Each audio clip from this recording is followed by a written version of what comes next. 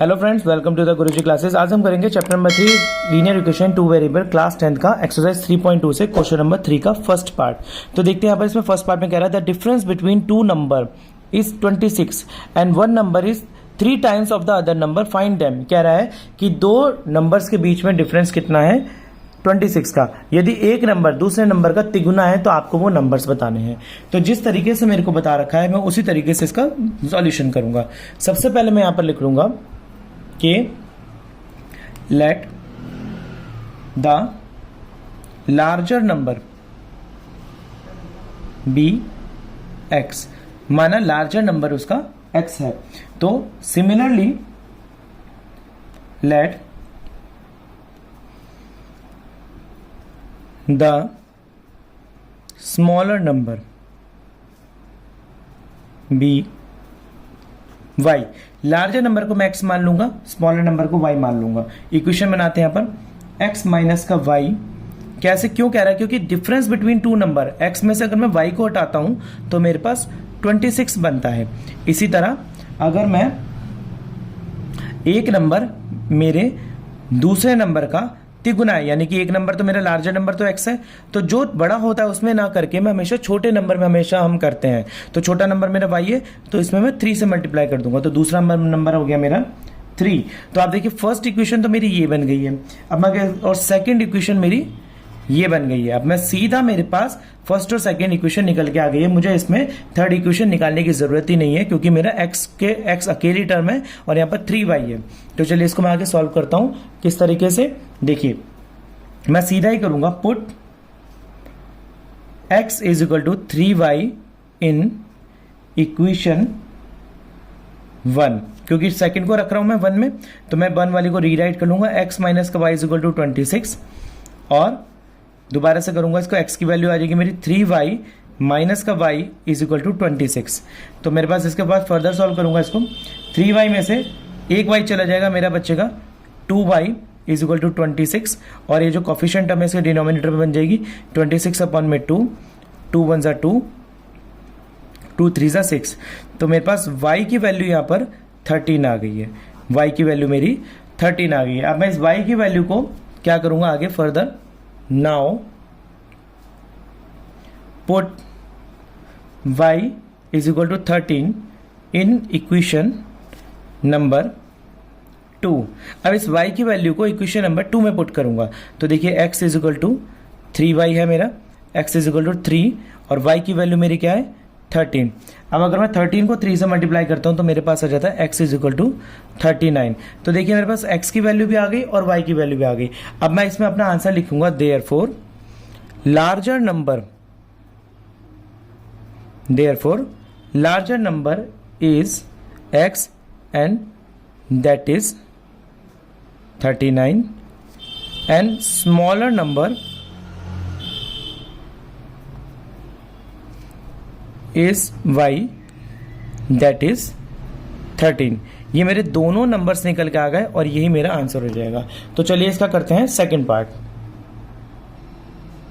Second part में यहां पर ये कह रहा है मेरे को, the larger of to supplementary angle exceed the smaller by 18 degree, find them. मतलब कह रहा है कि एक लार्जर टू सप्लीमेंट्री एंगल्स जो है एक्सीड करता है दूसरे एंगल से 18 डिग्री पर। अब हमें आपको बताना है वो क्या है। सबसे पहले मैं आपको बताता हूं सप्लीमेंट्री एंगल्स क्या होते हैं। सप्लीमेंट्री एंगल्स वो होते हैं जो दोनों एंगल्स को मिलाकर बनता है मेरा 180 degree. These are my supplementary angles. तो x प्लस वाई मिलके बनाते हैं मेरे सप्लीमेंट्री एंगल। तो यहां पर मैं सबसे पहले इक्वेशन अपने लिखूंगा, let the angle is x and ये लार्जर नंबर है मेरा, and let the smaller angle is y। x और y मेरा लार्जर एंगल हो गया और इनकी अकॉर्डिंग टू इक्वेशन मेरे को बोल रखा है कि x plus y is equal to 180 है।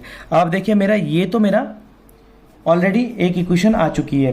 तो सेकंड नंबर में मेरे को बोल रहा है यहां पर कि बता रहा है कि the exceeds the two supplementary exceeds the smaller number by 18, मतलब कि जो सप्लीमेंट्री एंगल है exceed the smaller number by 18।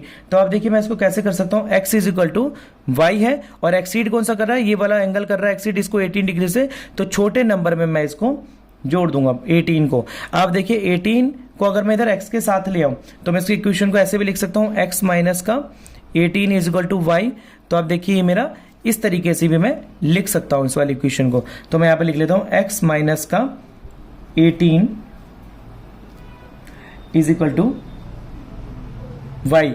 आप देखिए मैं इसमें x माइनस का 18 लिख लूं चाहे x प्लस का 18 लिख लूं, बात एक ही है, पर मेरे को यहां पर x की वैल्यू निकालनी है। तो मैं अपनी सेकंड इक्वेशन बनाने के लिए इसको कर लूंगा x is equal to y plus का 18, जो कि मैं ऑलरेडी यहां पहले लिखना था, मैंने लिख दिया यहां पर। तो ये मेरी आ गई इक्वेशन नंबर 2।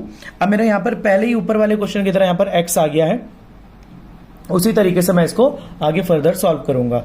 तो चलिए करते हैं इसको उसी तरीके से सॉल्व। यहां पर मेरे को बता रहा है कि put x is equal to y plus 18 in equation number 1। तो यहां पर मैं इक्वेशन नंबर 1 को रीराइट कर लूंगा, x plus y is equal to 180। Equation number 1 को मैंने रीराइट कर लिया, उसके बाद मैं इसको फर्दर सॉल्व करूंगा। x की जगह पर मैं अपना ये लगाऊंगा जो मेरा y प्लस 18 आ रहा है, तो यानी कि y plus 18 plus y is equal to 180। अब ये y और y ये मिलके बन जाएगा मेरा 18 plus 2y is equal to 180। अब ये 18 जो है मेरा इधर में आके माइनस में हो जाएगा, 2y is equal to 180 minus का 18, तो यहाँ पर हो जाएगा 2y इज इक्वल टू 180 में से 18 जाएगा मेरा, बच जाएगा 162, और ये जो डिनोमिनेटर में आ जाएगा y is equal to 162 upon में 2। इसको मैं फर्दर काटूंगा तो ये मेरा बन जाएगा 2 8 जा 16, 2 1 जा 2। तो मेरे पास ये आ गया मेरे पास y इज इक्वल टू 81। अब इस y की वैल्यू को मैं रख दूंगा नाउ, यहां कर रहा हूं मैं इसको, now put y is equal to 81 degree in equation second. इस वाले y की वैल्यू को मैं इक्वेशन नंबर सेकंड में रख दूंगा। तो चलिए करते हैं इसको, इक्वेशन नंबर सेकंड को मैं रीराइट कर लेता हूं, x plus y is equal to 18 और x is equal to y plus 18। तो x is equal to y की वैल्यू आ गई मेरी 81 प्लस 18, तो x आ जाएगा मेरा 99। आप देखिए मेरे दोनों एंगल आ गए, x और y दोनों आ गए, तो मैं इसका आंसर ऐसे लिखूंगा, therefore larger angle x is 99 and smaller angle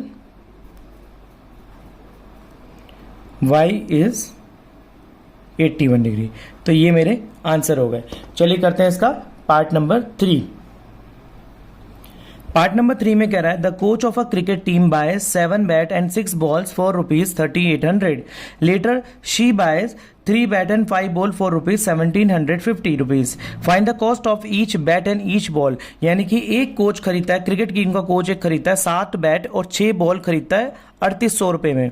बाद में वो 3 बैट और 5 बॉल खरीदता है 1750 रुपए में। अब कह रहा है आप कॉस्ट करें एक बैट और एक बॉल की कॉस्ट बताएं। तो चलिए इसको सॉल्व करते हैं। सबसे पहले अगर मैं आपको यहां पर बताऊं कि मेरे को अगर सॉल्व करना हो तो मैं सबसे पहले बैट और बॉल को कुछ मान लूंगा। अगर अकॉर्डिंग टू इक्वेशन देखो तो 7 बैट और 6 बॉल वो कितने में खरीदता है, 3800 रुपए में। इसके बाद वो खरीदता है 3 बैट और 5 बॉल 1750 रुपए में। तो ये मेरे पास इक्वेशन बन के आ रही है। अब अगर मैं इसमें बैट और बॉल को कुछ मान लूं, यानी कि मेरे पास ये बी और बी, इनको मैं कुछ एक्स और वाई अपने कुछ वेरिएबल्स मान लूं, तो मेरे को बैट और बॉल पता लग जाएंगे। तो उस हिसाब से मैं इस क्वेश्चन को स्टार्ट करता हूं। यहां पर मान लेता हूं let the ball, let the bat, let the bat is y and let the ball is x. मैंने बैट और बॉल ऊपर नीचे लिख दिया, आप इसको शफल भी करके लिख सकते हैं। तो यहां पर मैं सबसे पहले लिख दूंगा let the price of 1 bat is equal to x. यहां पर मैं आपको बताऊं कि मैंने बैट और बॉल को कुछ ना कुछ मानना था, तो मैंने कुछ ना कुछ मान लिया। असली इक्वेशन आप यहां से लिखेंगे, ये नहीं लिखेंगे। आप इस इक्वेशन को ना लिख के आप अपनी इक्वेशन को यहां से स्टार्ट करेंगे। Late the price of one bat, या क्योंकि यहां पर हमारी इक्वेशन कुछ आधी सी लग रही है, हम इसको इक्वेशन को पूरी करके लिखेंगे। Let the price of one bat is x rupees and let the price of one ball is y rupees. हमारे को दोनों चीजें पता लग गई हैं। अब बॉल और बैट, बॉल क्या है मेरा, बैट मेरा है x और बॉल है मेरा y, यानी कि बैट क्या है मेरा यहाँ पर x और बॉल क्या है मेरा y। तो इनकी जगह पर मैं बैट और बॉल की जगह पर यहाँ पर बॉल और बैट की जगह पर x और y पुट कर देता हूँ। देखिए कैसे, 7x plus 6y is equal to 38 और नीचे वाले में करूंगा 3x प्लस का 5y इज इक्वल टू 1750। तो ये वाली टर्म अपने पास आ गई है। तो ये मेरी हो जाएगी इक्वेशन नंबर 1, ये होगी मेरी इक्वेशन नंबर 2। ये दोनों इक्वेशंस मेरी बन चुकी है। अब आगे इसको फर्दर सॉल्व करते हैं। Taking equation number 1, equation number 1 को लेने पर मेरे पास आएगा 7x, इसको रीराइट कर रहा हूं मैं यहां पर, प्लस का 6y इज इक्वल टू 3800। यहां पर मेरा 6y इधर में चला जाएगा राइट साइड पर, 7x is equal to 3800 minus का 6y, क्योंकि प्लस का 6y है माइनस का 6y हो जाएगा, और ये वाली टर्म जो कोफिशिएंट है मेरे डिनोमिनेटर में आ जाएगी। चलिए इसको भी करते हैं आगे। x is equal to 3800 minus का 6y अपॉन में 7। ये मेरी इक्वेशन यहां बन के आ गई है, इक्वेशन नंबर 3।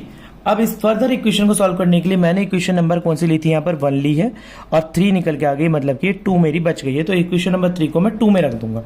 तो चलिए इसको आगे करते हैं। इक्वेशन नंबर 3 को 2 में रखते हैं। कैसे, put x is equal to 3800 minus का 6y अपॉन में 7 इन इक्वेशन नंबर 2। तो कैसे करूंगा, देखिए यहां पर इक्वेशन नंबर 2 को पहले रीराइट करता हूं। 3x plus 5y is equal to 1750 और यहां पर 3x की जगह पर मैं ये इक्वेशन रखूंगा 3800 माइनस का 6y अपॉन में 7 प्लस का 5y इज इक्वल टू 1750। ये मेरी इक्वेशन बन के आ गई है। आप देखिए यहाँ पर डिनोमिनेटर को मैं यहाँ पर इस वाली टर्म को मोनोमियल को बाइनोमियल से मल्टीप्लाई करूंगा, तो इसकी मल्टीप्लाई इससे, इसकी मल्टीप्लाई इससे, क्या आएगा मेरे पास आंसर। 3 को 3800 से अगर मैं मल्टीप्लाई करता हूँ तो मेरे पास आ जाएगा 11400 और यहाँ पर 3 को करूंगा तो माइनस का 18y अपॉन में 7 प्लस का 5y इज इक्वल टू 1750। अब देखिए मैं अगर यहाँ पर y के नीचे 5y के नीचे 1 लगा दूं तो इसका एलसीएम ले लूंगा। इन दोनों का एलसीएम मेरे पास बनेगा 7 से कैंसिल हो जाएगा। ये वाली टर्म एज इट इज मेरे पास आ जाएगी, तो मैं इस वाली टर्म को एज इट इज लिख देता हूँ यहाँ पर 11400 माइनस 18y और यहाँ पर बीच में प्लस का साइन है तो प्लस का आएगा और 7 5 से मल्टीप्लाई हो जाएगा 5, क्योंकि 7 1 से 7, इसको डिवाइड करके 7 आ गया और इस ऊपर वाली संख्या से मल्टीप्लाई करता हूँ तो 5y से मल्टीप्लाई हो जाएगा अगर मेरा 7, तो आंसर मेरा जाएगा 35y। तो यहाँ पर मेरा आ गया 35y is equal to 1750। Further solve करते हैं इसको। अब आप देखिए 1750 का मतलब अब मेरे यहाँ पर अगर मैं इसके नीचे 1 लगा दूं तो मेरी क्रॉस मल्टीप्लाई हो जाएगी। क्रॉस मल्टीप्लाई में 7 अगर 1750 से मल्टीप्लाई होता है तो यहाँ पर मेरी ये संख्या तो 1 से होकर मल्टीप्लाई सेम रहेगी, ये संख्या तो 1 से मल्टीप्लाई होकर सेम रहेगी। माइनस का 18y प्लस का 35y इज इक्वल टू 7 को 1750 से अगर मैं मल्टीप्लाई करता हूँ तो मेरे पास आ जाएगा मल्टीप्लाई करके 12250। इसके बाद ये 11,400 मेरी टर्म इधर में आ जाएगी, इधर माइनस में, तो ये हो जाएगा मेरा माइनस का 18y प्लस का 35y is equal to 1250 minus का 11,400। देखिए इसमें से इसको माइनस कर दूंगा और तब माइनस प्लस माइनस हो जाएगा, 35 में से 18 को माइनस कर दूंगा तो मेरे पास बच गया यहाँ पर 17y और इसमें से इसको माइनस करके मेरे पास आ जाएगा यहाँ पर 850 और ये जो मेरा कोफिशिएंट वैल्यू है डिनोमिनेटर में चली जाएगी तो y is equal to 850 upon में 17। अब 17 को अगर मैं काटता हूँ यहाँ पे 17 1 जा 17, 17 5 जा 85 और 0 का 0, तो मेरे पास y की वैल्यू यहाँ पर निकल के आ गई है 50। आप देखिए y की वैल्यू जब मेरे पास 50 निकल के आ गई है तो इस y की वैल्यू को मैं x की वैल्यू में रख दूंगा इक्वेशन नंबर 3 में। तो इस तरीके से करूंगा मैं इसको solve. Put y is equal to 50 in equation 3। Equation 3 को मैं रीराइट कर लूंगा। x is equal to 3800 minus का 6y अपॉन में 7। तो x is equal to 3800 minus का 6, y की जगह पर मैं 50 लिख लूंगा यहां पर अपॉन में 7, क्योंकि y मेरा यहाँ 50 निकल के आया था तो मैं y की जगह पर 50 लिख लूंगा। तो वही मैं यहां पर कर रहा हूं। x इज इक्वल टू 60 को मैं 50 से मल्टीप्लाई, 6 को मैं 5 से 550 से मल्टीप्लाई करूंगा, मेरा आ जाएगा 300 अपॉन में 7। और इसमें से इसको माइनस करूंगा, मेरा आ जाएगा यहाँ पर 3500 अपॉन में 7। 7 को कैंसिल कर दूंगा मैं यहाँ पर, 7 से 7, 7 5 जा 35, 500 आ गया। तो x की वैल्यू मेरी आ गई 500। अब मेरे पास x और y दोनों आ चुके हैं, मतलब बैट और बॉल की वैल्यू आ गई। तो अपने आंसर को इस तरीके से लिखूंगा, therefore price of one bat x is ₹500 and price of one ball y is ₹50। तो ये मेरा आंसर हो गया। सो स्टूडेंट्स, इस वीडियो के अंदर मैंने आपको क्वेश्चन नंबर 3 एक्सरसाइज 3.2 से क्वेश्चन नंबर 1, 2, 3 पार्ट करा दिए हैं। इसके आगे के पार्ट के लिए मिलते हैं अगली वीडियो में। तब तक के लिए धन्यवाद।